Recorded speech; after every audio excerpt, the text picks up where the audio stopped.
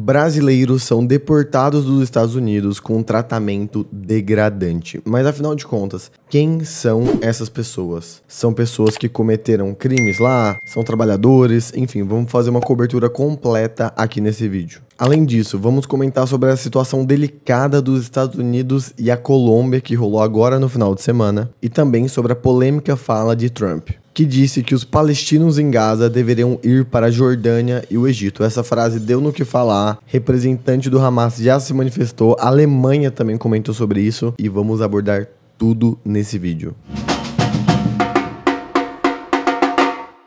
Bom, então já começando, vamos dar uma contextualizada geral aí nessa viagem de deportação. Depois vamos trazer relatos de brasileiros que estiveram nos voos, relatos de autoridades brasileiras sobre esse voo. O avião transportou 88 passageiros, 16 agentes de segurança dos Estados Unidos e 8 tripulantes. Segundo o comunicado oficial, o objetivo é que o avião chegasse no aeroporto de Belo Horizonte, no sudeste do Brasil. No entanto, logo no Panamá, o avião teve que parar por um pouso emergencial por problemas técnicos. O avião fez uma pequena pausa, inclusive uma pessoa da tripulação era um mecânico, então o avião voou com um mecânico dentro, para caso tivesse algum problema ali, ele pudesse fazer alguma coisa, pois o avião não estava em boas condições, seguiu viagem e conseguiu voar apenas até Manaus. Chegando até Manaus, a ideia é que o voo se estendesse até Belo Horizonte, mesmo o avião estando em péssimas condições, como por exemplo com ar-condicionado quebrado e diversos outros barulhos que os próprios tripulantes, os brasileiros deportados, perceberam e relataram logo que o avião saiu dos Estados Unidos. Quando as autoridades brasileiras finalmente chegaram ao avião,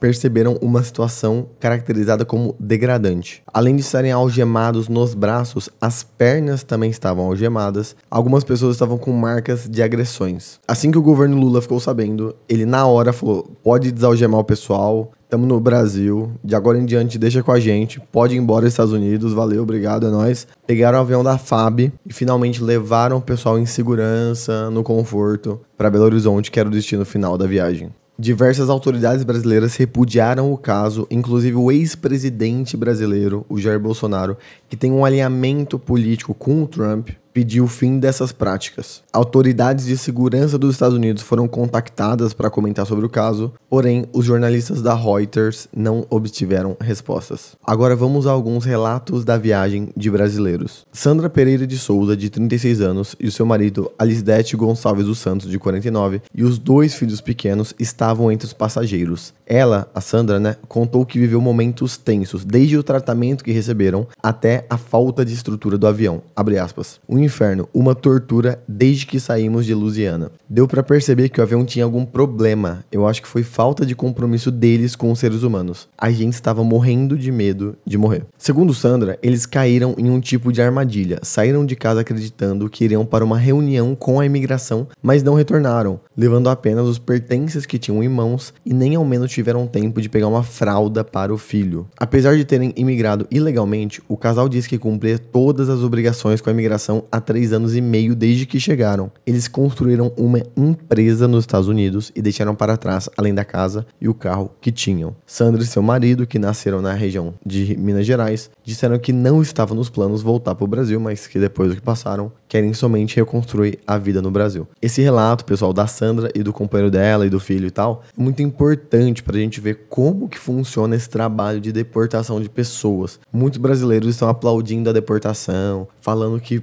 estão mandando só criminoso pra cá, que é isso mesmo, tem que limpar os Estados Unidos, quando na verdade não. Grande parte das pessoas, dos brasileiros que estão lá, gente, estão lá para trabalhar, estão lá para conseguir juntar um dinheirinho, estão lá por melhores condições de vida e estão sendo tratados como animais, tá? Vamos para mais um relato aqui para fechar esse assunto. O brasileiro Carlos Vinícius de Jesus, de 29 anos, contou que ele e outros passageiros foram algemados, agredidos e ameaçados. Abre aspas. Foi terrível. Vim preso nos braços, nas pernas e na cintura. Eles não respeitaram a gente, bateram em nós, disseram que iam deixar derrubar o avião e que o nosso governo não era de nada. E assim, gente, tem diversos outros relatos, tá? Eu não vou ficar aqui lendo todos, mas é só para ilustrar. Primeiro, tamanha desumanidade. Quando o avião já sai do país, ou seja, saiu dos Estados Unidos, ele está em área internacional. O direito internacional não permite tratamento dessa forma. Se a lei americana permite isso, aquilo, algemar, não sei o que, beleza. Mas a lei brasileira não vê dessa forma. E não é para ser normalizado esse tipo de situação. E o mais ridículo é ver brasileiro aplaudindo isso. Agora, comentando um pouquinho sobre a delicada situação dos Estados Unidos com a Colômbia. Olha que doideira. O governo dos Estados Unidos, né, o Trump, falou o seguinte: Colômbia, vamos deportar uma rapaziada daí, né? É pra aceitar de prontidão, não tô nem aí. Caso vocês não aceitem, olha o que o Trump prometeu fazer. Imposição de uma tarifa de 25% nos produtos colombianos que chegaram nos Estados Unidos, aumentando para 50% após uma semana. Proibição de viagens dos colombianos para os Estados Unidos, todos no caso. Revogação de vistos para as autoridades colombianas que estão nos Estados Unidos. E sanções ao tesouro, bancos e finanças da Colômbia. Então assim, deu essa tensão inicial, será que a Colômbia vai aceitar, não vai? De prontidão a Colômbia aceitou, falou, não, pode trazer a galera, tá de boa. E mesmo assim, os Estados Unidos não abaixou a bola. Falaram o seguinte, beleza, essa promessa vai continuar em vigor. Caso a Colômbia desrespeite ou atrapalhe de alguma forma aí a deportação do pessoal, tudo que foi prometido vai entrar em vigor. Detalhe, tá? Os Estados Unidos obriga que a deportação seja feita com as aeronaves e com o pessoal americano. Pelo menos por agora, né? Para que a deportação ocorra do jeito americano, vamos dizer assim. Que nós sabemos como que é esse jeitinho aí, né? No entanto, estimativas de especialistas mostram que pode custar milhões de dólares, milhões e milhões de dólares, para deportar todas as pessoas que o governo está prometendo deportar. Vamos ver se isso vai ser cumprido até o final da campanha, se isso é só agora, é fogo de palha. Vamos ver se até o final vai ser com aviões e com tripulações americanas. Vamos ver como é que vai ser isso aí. Mas, atualmente, é com aviões americanos. Olha o que a Casa Branca disse. Os eventos de hoje deixam claro para o mundo que a América entenda Estados Unidos, é respeitada novamente. O presidente Trump espera que todas as outras nações do mundo cooperem totalmente na aceitação da deportação de seus cidadãos presentes ilegalmente nos Estados Unidos. O que é um cidadão ilegal, galera? É um cidadão que não está com a documentação adequada. Não é necessariamente uma pessoa que foi lá para cometer crime, etc e tal. Não. Pode ser um trabalhador que durante algum tempo na sua estadia ficou com a documentação desatualizada, inadequada e por aí vai. Como a gente viu no caso anterior da Sandra, brasileira, né? Ela ficou sim um tempo legal nos Estados Unidos, só que já estava regularizada há 3 anos e meio e mesmo assim foi deportada, tá? E assim, pelo menos eu tô achando muito louco ver esse desespero dos Estados Unidos sempre por se reafirmar,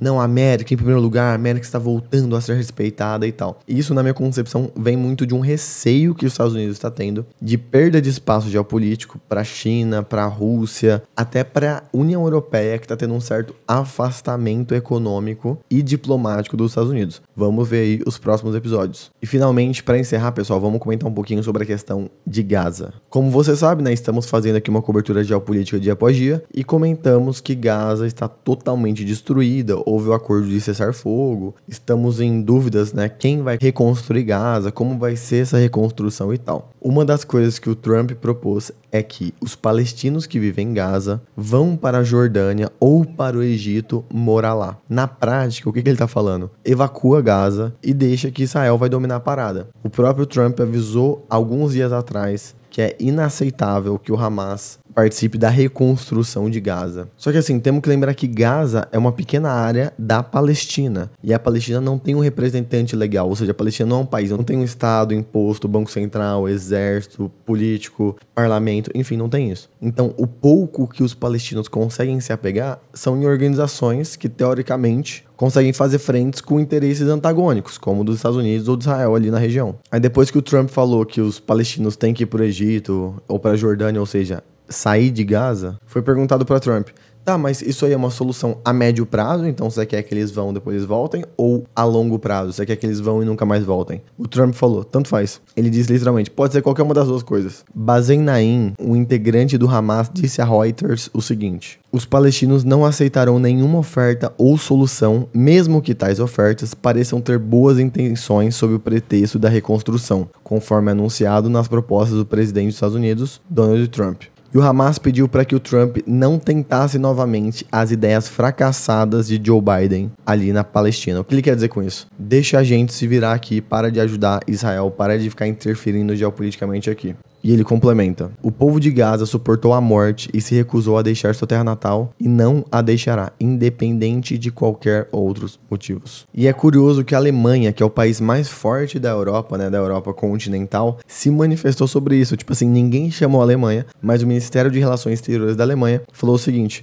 o Trump tá errado, o Trump tá viajando, é ilegal você querer estimular que as pessoas evacuem de seu próprio país. Na verdade, deve ocorrer sim uma reconstrução de Gaza com o povo palestino. A Alemanha disse estar em consonância com a União Europeia, com a ONU, com os direitos humanos, para afirmar isso, né? Gaza é dos palestinos. E o que será que a Alemanha tá querendo aí, colocando o dedo nessa treta? Pessoal, o vídeo de hoje foi isso. Amanhã tem mais. Tô um pouquinho sem voz, mas mesmo assim fiz esse esforço para gravar para vocês. Se você é professor, saiba que eu tenho uma plataforma de educação continuada para professores de geografia. Vem estudar comigo, o link tá aqui embaixo. Me segue no Instagram também. Valeu!